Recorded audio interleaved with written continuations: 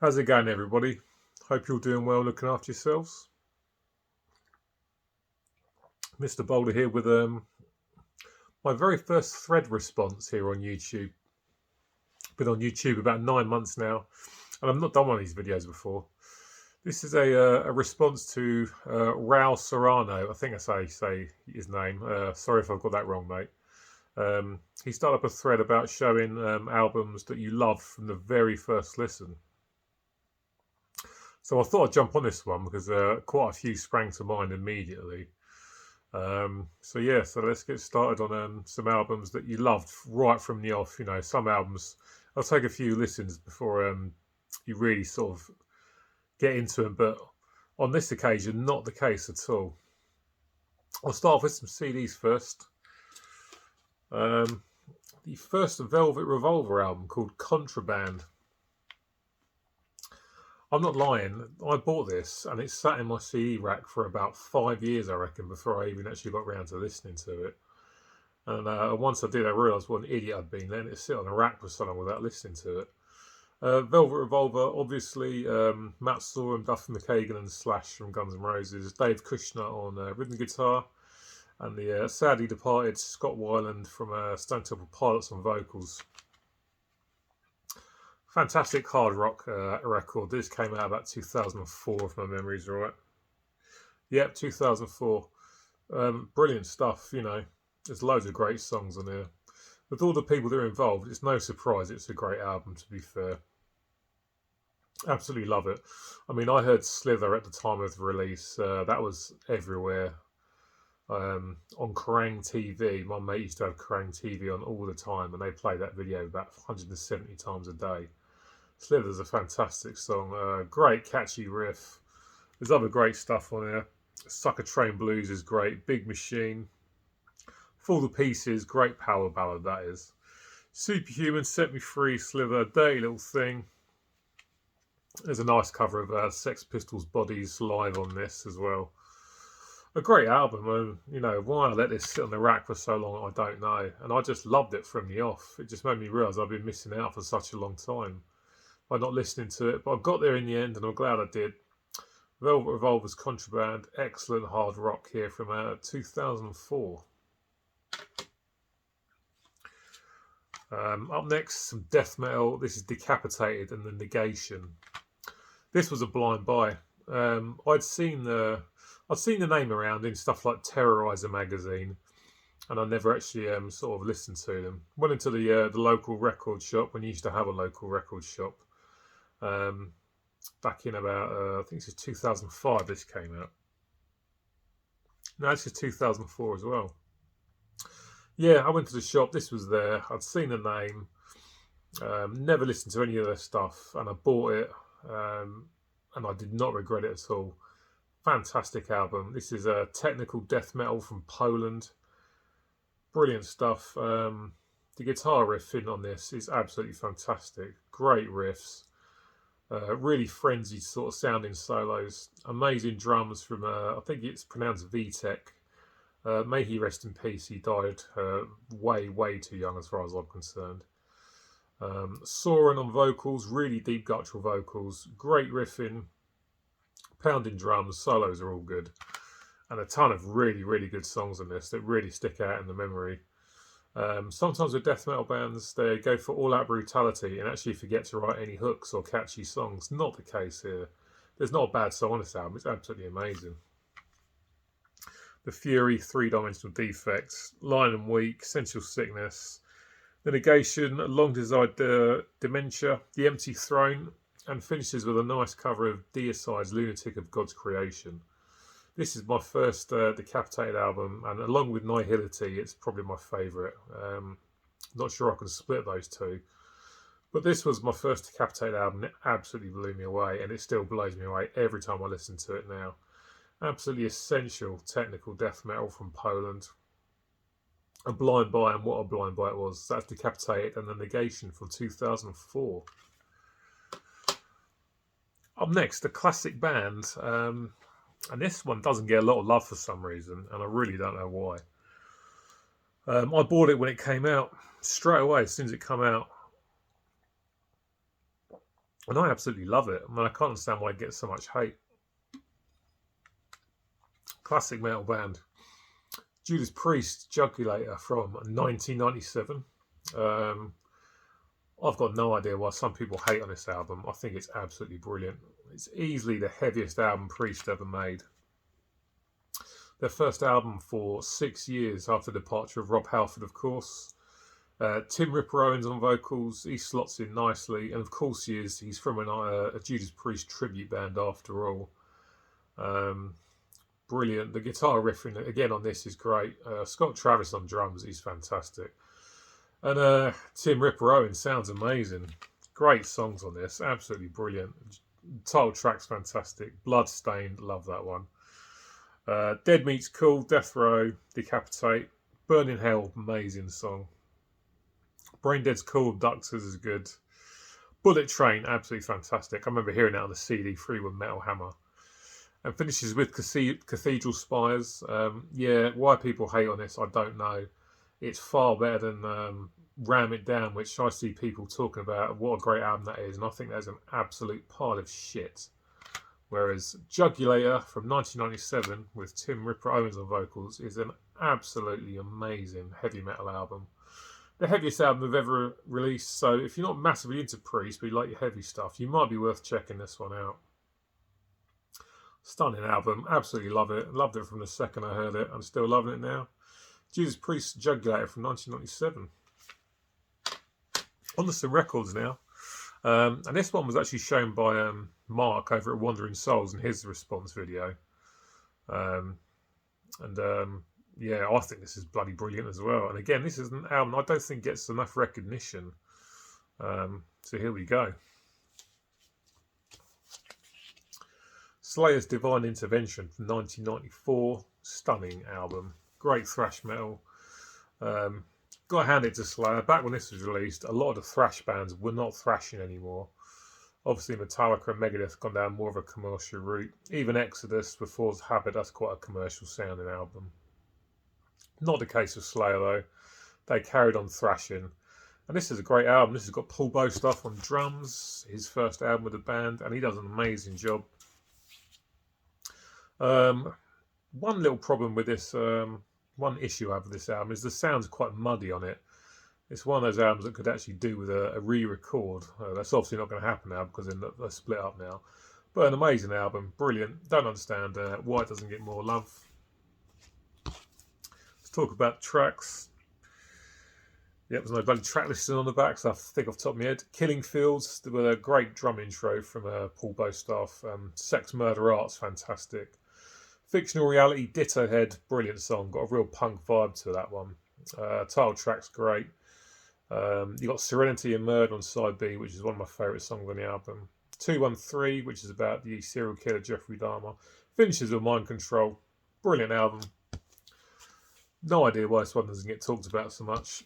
It's easily as good as what they was putting out back in the late 80s, you know, with regards to albums like Rain and Blood and South of Heaven. Brilliant stuff.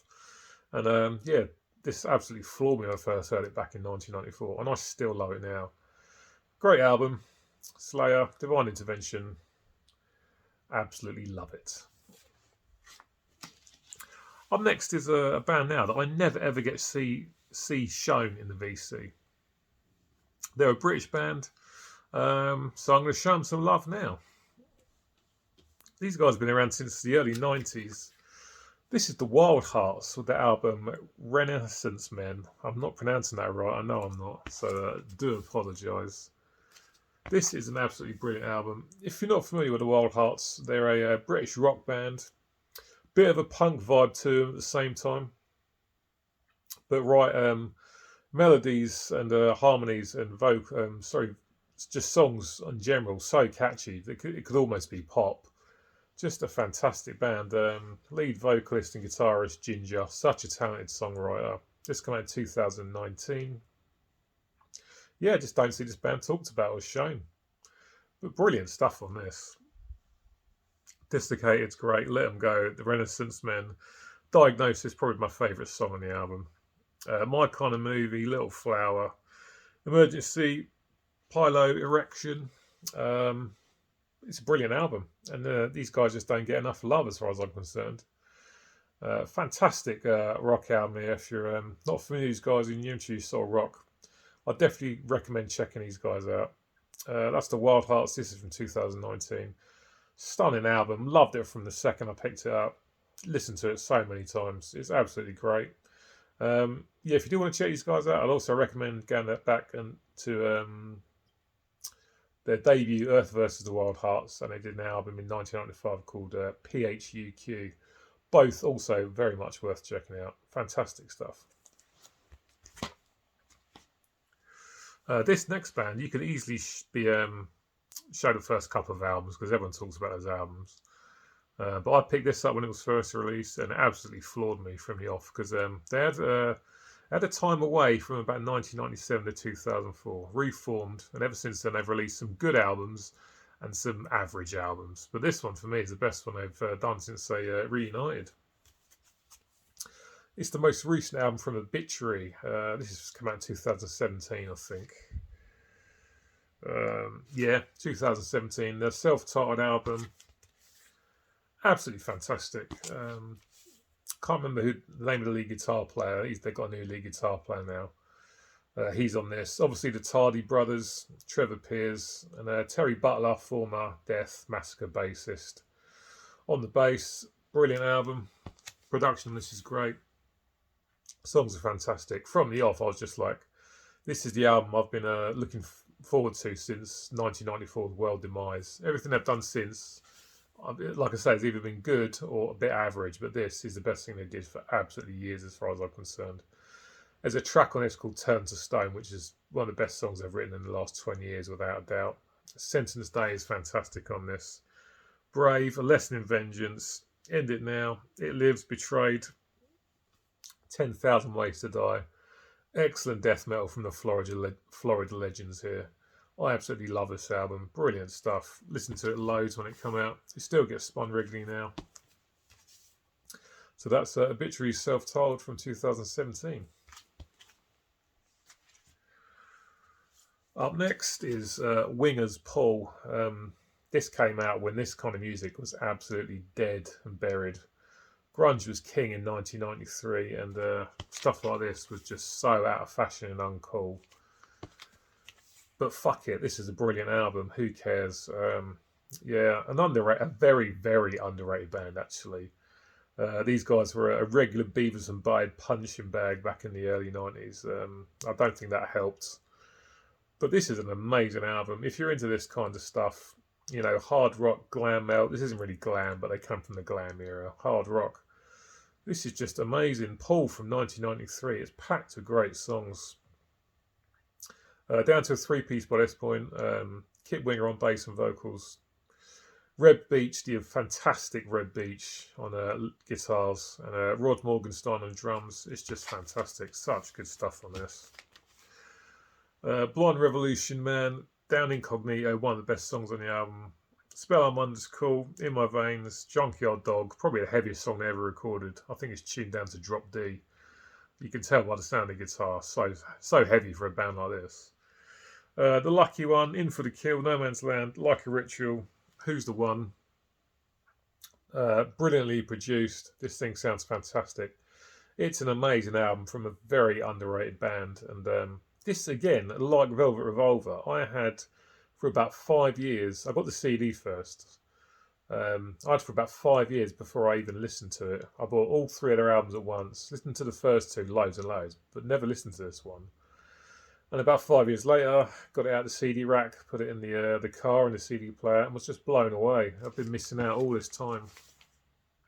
Thankfully, this was reissued on vinyl by Music on Vinyl. This pressing sounds fantastic. Fantastic album, brilliant stuff. Excellent hard rock from 1993.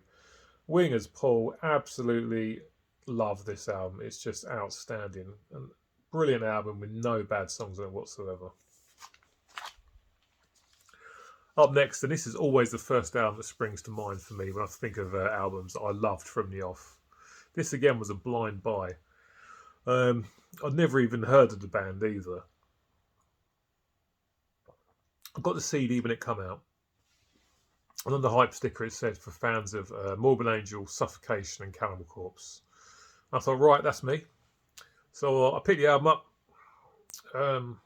stuck it in the CD player in the car, and it completely blew me away. It's Nile's Annihilation of the Wicked. This is death metal from the United States of America.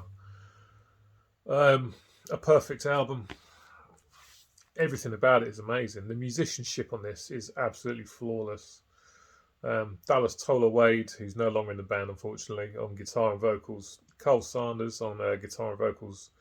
Their new drummer at the time, George Colias, on the drums. And bass was by a guy called John Vasano, I think. Doesn't sound it back. But just an absolutely outstanding album. Production-wise, it's brilliant. Song-wise, it's brilliant.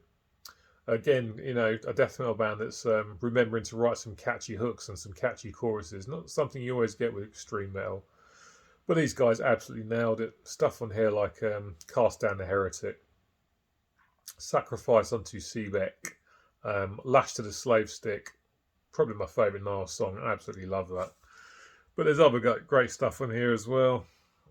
Sorry,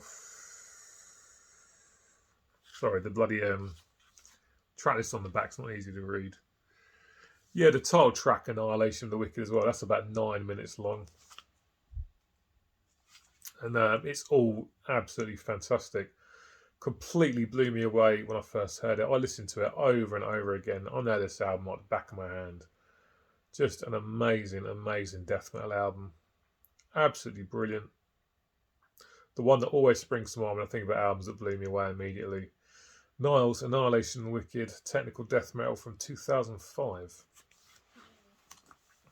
And the last one, brilliant death metal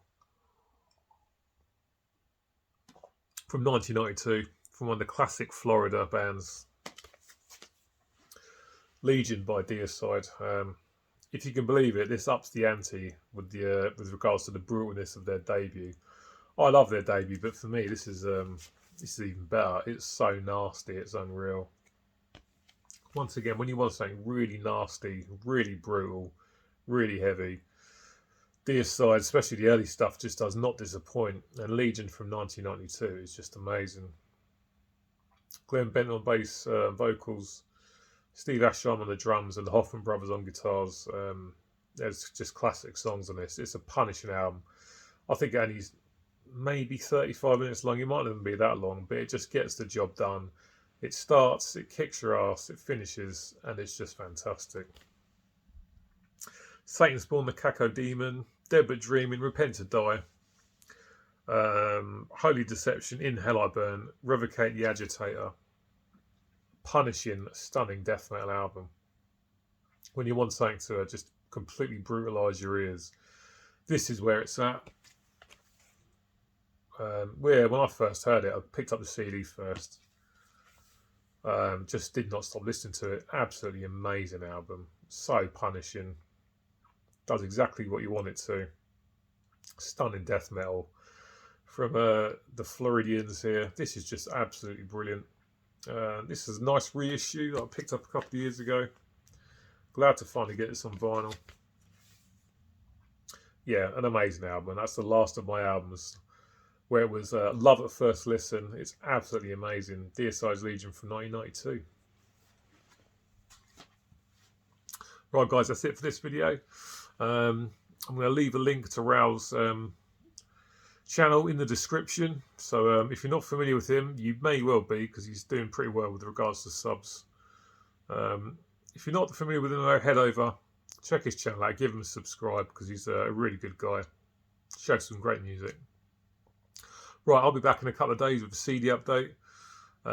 So I shall see you then. As always, please like, comment and subscribe to the channel if you like the videos that I'm making. And I shall see you in a couple of days. Look after yourselves. See you then. Bye.